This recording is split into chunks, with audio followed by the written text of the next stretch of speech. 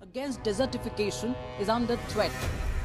Aravalli mountain range का तुम्हारे बाप की है कि जो तुम सिर्फ अपने एंगल से सोच रहे हो। करोड़ों जानवर, पक्षी, जीव जंतुओं के एंगल से कौन सोचेगा भाई। फिर एंट्री होगी माइनर्स की। वो माइनर्स आएंगे और बची कुची पहाड़ी को खोदकर, निचोड़कर पूरा पत्थर चूस लेंगे। राजस्थान साइड में तो हद ही हो गई। 128 में से 31 पहाड़ियां पूरी तरह काटकर जमीन में कन्वर्ट कर दी गई। मतलब पूरे पहाड़ के पहाड़ ही गायब कर दिए।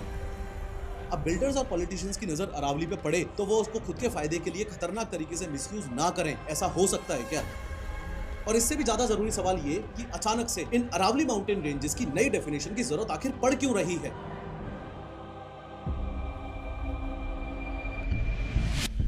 लेकिन हर बार की तरह शुरू से शुरू करते हैं। अगर कोई इंसान 6 फीट से लंबा नहीं है तो वो इंसान ही नहीं है। अगर खुद को इंसान कहलवाना है तो 6 फीट हाइट होनी जरूरी है। कैसी बेतुकी सी बात लग रही है ना ये सुनने में। पर अगर मैं आपसे कहूं कि इंडिया की ओल्डेस्ट माउंटेन रेंज, हिमालय से भी पुरानी माउंटेन रेंज यानी कि अरावली माउंटेन रेंज का कितना हिस्सा अरावली माना जाएगा और कितना हिस्सा माइनिंग माफियाज और लैंड माफियाज को सौंप दिया जाएगा, इसके लिए भी ऐसी बेतुकी सी डेफिनेशन दी गई है, तो आपको एक बार में विश्वास हो जाएगा क्या? भाई मुझे तो एक बार में विश्वास नहीं हुआ था कि कोर्ट ने इस प्रकार की डेफिनेशन एक्सेप्ट कर भी ली होगी। पर क्या है ये अरावली रेंज? और अगर माइनिंग माफियाओं और लैंड माफियाओं को सौंप भी देंगे तो क्या हो जाएगा? अरे भाई अगर बिल्डिंग्स बनानी है, डेवलपमेंट करना है तो रेत, मिट्टी, बजरी, कंकड़, पत्थर प्लस लेड, कॉपर, जिंक वगैरह, मकराना मार्बल्स वगैरह कहीं से तो लेना पड़ेगा ना। तो अरावली से ले लो, क्या फर्क पड़ता है? सिर्फ बड़ी बात नहीं, ये बहुत बड़ी बात है कि माइनिंग माफियाओं और लैंड माफियाओं का अगला शिकार अब अरावली रेंज बन गई है। देखो, अरावली रेंज एक एंशिएंट माउंटेन रेंज है जो इंडिया के नॉर्थ वेस्टर्न हिस्से में है। ये दुनिया की सबसे पुरानी पहाड़ियों में से एक है। इंडिया की ओल्डेस्ट माउंटेन रेंज है ये। और हिमालयस माउंटेन रेंज तो एज वाइज अभी बच्चे पहाड़ है इसके सामने। ये करोड़ों साल पहले बहुत ऊंचे थे, लेकिन वक्त के साथ बारिश और हवा ने इन्हें घिस घिस कर छोटा कर दिया है। ये रेंज मेनली इंडिया के 4 स्टेट से होकर गुजरती है। सबसे पहले गुजरात से शुरू होके, फिर राजस्थान में एंटर होके, फिर हरियाणा में एंटर होके और फिर दिल्ली में रायसीना हिल्स पर खत्म होती है। दिल्ली में राष्ट्रपति भवन और JNU यूनिवर्सिटी अरावली रेंज के एक्सटेंडेड हिस्सों पर ही बने हुए हैं। जयपुर के जयगढ़, आमेर, नाहरगढ़ फोर्ट और इंडिया का लार्जेस्ट फोर्ट यानी कि चित्तौड़गढ़ फोर्ट, ये सब भी अरावली हिल्स के हिस्सों पर ही बने हुए हैं। अगर आप कभी माउंट आबू घूमने गए हो तो गुरु शिखर नाम की हाईएस्ट जगह पर जरूर गए होंगे। ये गुरु शिखर ही